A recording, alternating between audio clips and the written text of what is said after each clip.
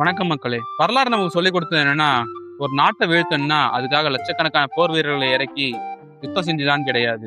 உலகத்துல ஏதோ ஒரு மூலையில இருக்க கடல்ல 1 டிகிரி வெப்பநிலை கூடுனாலும் பல லட்சம் மக்கள் சோற்றுக்கே வழி இல்லாம போயிடுவாங்க. இந்த நாட்டோட பொருளாதாரமும் தலைகீழா கவிழ்ந்துடும். 1876 மகாதாது வருட பஞ்சம்னு சொல்லிட்டு நீங்க எல்லாரும் படிச்சிருப்பீங்க, கேள்விப்பட்டிருப்பீங்க. அதாவது த கிரேட் ஃபெமைன்னு சொல்லுவாங்க. இது மெட்ராஸ் மாகாணத்தை தாக்கி கிட்டத்தட்ட 50 லட்சம் பேரு சாப்பாட்டுக்கு வழி இல்லாம பட்டினியிலும் பசியிலையும் மடிஞ்சு போனாங்க. இதுக்கு பிரிட்டிஷ் ஆட்சி ஒரு முக்கியமான காரணம் தான். ஆனா இதுக்கு இன்னொரு பெரிய காரணமும் இருக்கு. அதுதான் பசிபிக் கடல்ல உருவான ஒரு அரக்கன். இது அரக்கன்னு சொல்றதா இல்ல குழந்தைன்னு சொல்றதான்னு தெரியல.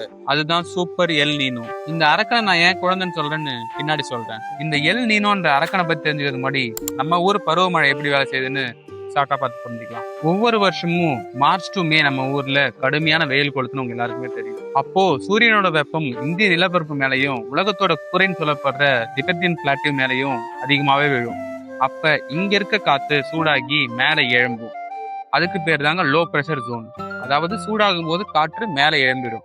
இந்த இடத்துல உருவாகிற வெட்டெடுத்து தான் நீங்க குறைந்த காற்றழுத்த தாழ்வு மண்டலம் கேள்விப்பட்டிருக்கீங்க. நமக்கு கீழே தெற்க இருக்க இந்திய பெருங்கடல் நம்ம நிலத்தை கம்பேர் பண்ணும்போது குளிர்ச்சியா இருக்கும். ஸோ அங்க காற்று அடர்த்தியா இருக்கிறதுனால அங்க அதிக காற்றழுத்த மண்டலம் உருவாகும். பொதுவாகவே அறிவியல் ரீதியா காற்று அதிக ப்ரெஷர்ல இருந்து கம்மியான ப்ரெஷர் இருக்க இடத்துக்கு மூவ் ஆகும். ஸோ இந்த ஹை ப்ரெஷர் ஜோன்ல இருந்து காற்று லோ ப்ரெஷர் ஜோனுக்கு மூவ் ஆக ஆரம்பிக்கும். அப்படி இந்திய பெருங்கடலிருந்து கிளம்புற இந்த அதிக ஈரப்பதம் கொண்ட காற்று தான் நமக்கு தென்மேற்கு பருவமழையா பெய்யும். இப்ப இந்த அழகான சிஸ்டத்துக்குள்ளதான் நம்ம அரக்கன் எல் நீனோ வரான்.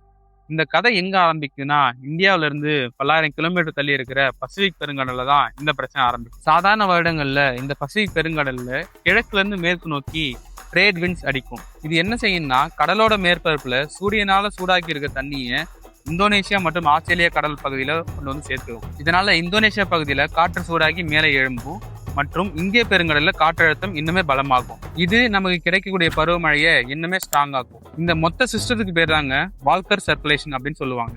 ஆனா இப்ப பிரச்சனைன்னா, சில குறிப்பிட்ட வருடங்கள்ல இந்த வர்த்தக காற்று கொஞ்சம் பலவீனம் அடையும். அதனால பசிபிக் பெருங்கடல்ல இருந்து இந்தோனேஷியா வர வேண்டிய இந்த சூடான நீர் பெருவிலே தேங்கி நின்றும்.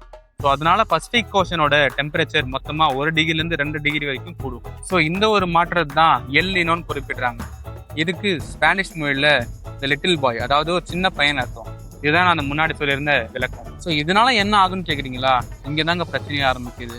இந்த பசிபிக் பெருங்கடல் சூடானதுனால இங்க நம்ம இந்திய பெருங்கடல் இருந்து நமக்கு வர வேண்டிய அந்த ஈரமான காற்று பசிபிக் பெருங்கடல் காந்த மாதிரி இழுத்துரும். அதனால நமக்கு பெய்ய வேண்டிய பருவமழை ஒண்ணு பொய்த்து போகலாம், இல்ல காலதாமதம் பெய்யக்கூடும். சமீப காலத்துல சொல்ல போனா 2002, 2009 மற்றும் 2014 வந்த எல் நீனோவால நம்ம இந்தியா பெரிய பொருளாதார வீழ்ச்சியை சந்திச்சுது. நிறைய விலையேற்றமும் நடந்துச்சு. இப்போ 2026 உலக வானிலை மையம் இந்த எல் நீனோ அலர்ட்டை கொடுத்துருக்கு. இது என்னமோ நாளைக்கு மழை வருமா வராதான்னு பாக்குற வெதர் ரிப்போர்ட் மட்டும் கிடையாதுங்க. இது உங்க தட்டுலயும் என் தட்டுலயும் நாளைக்கு சாப்பாடு இருக்குமான்னு தீர்மானிக்கிற ஒரு முக்கியமான விஷயம். சரி, இப்ப இவ்வளவு பெரிய ஆபத்து வருதுன்னு சொல்றீங்களே, அப்ப 1876 மாதிரி மறுபடியும் பசிப்பட்டினியில இந்தியா வாடுன்னு நினைக்கிறீங்களா? கண்டிப்பா இல்ல. அன்னைக்கு பிரிட்டிஷ் அரசாங்கம் செஞ்ச எந்த தப்பையும் இந்த இந்திய அரசு கண்டிப்பா செய்யாது. அதுக்காக இந்தியா நிறைய கொள்கையை வகுத்திருக்காங்க. அதுல முக்கியமான 3 மாஸ்டர் பிளான் என்னன்னு இப்ப சொல்றேன். ஃபுட் கார்பரேஷன் ஆஃப் இந்தியா அவங்களோட உணவு கிடங்குல கிட்டத்தட்ட 600 லட்சம் மெட்ரிக் டன் அளவுக்கு அரிசி மற்றும் கோதுமையை தேக்கி வச்சிருக்காங்க. இது எதுக்காகனா, மார்க்கெட்ல அரிசி மற்றும் கோதுமை தட்டுப்பாடு ஏற்பட்டு விலை ஏறும் போது அரசு இதை ரிலீஸ் பண்ணி மார்க்கெட்ல இருக்க விலையை கட்டுப்படுத்துவாங்க. அடுத்தது ஏற்றுமதி தடைகள்.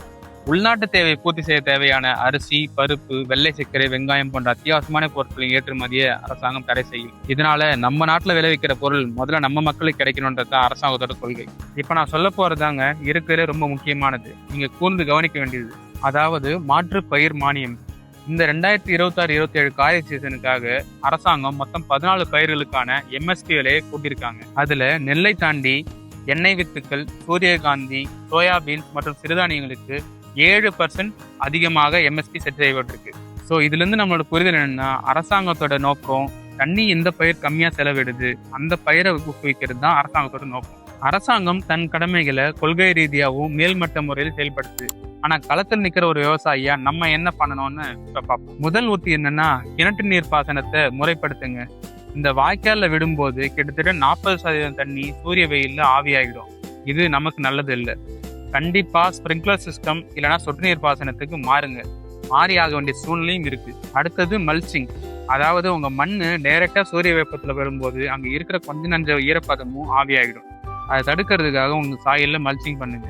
அதாவது வைக்கோல், தேங்காய் நார் போன்றவை போட்டு உங்க செடியோட மேல் பரப்பை மூடுங்க. இதனால உங்க செடியோட டெம்பரேச்சர் கிட்டத்தட்ட 5 டிகிரி வரைக்கும் குறையும். உங்க மண்ணு ஈரப்பதத்தை காப்பாற்றும். 3வது, நீங்க மருந்து அடிக்கும் போதும் சரி, இல்ல உரம் கொடுக்கும் போதும் சரி, நீங்க தண்ணியில கலந்து கொடுக்கறத விட நீங்க இலை வழியா கொடுத்தீங்கன்னா இன்னுமே பெட்டர்.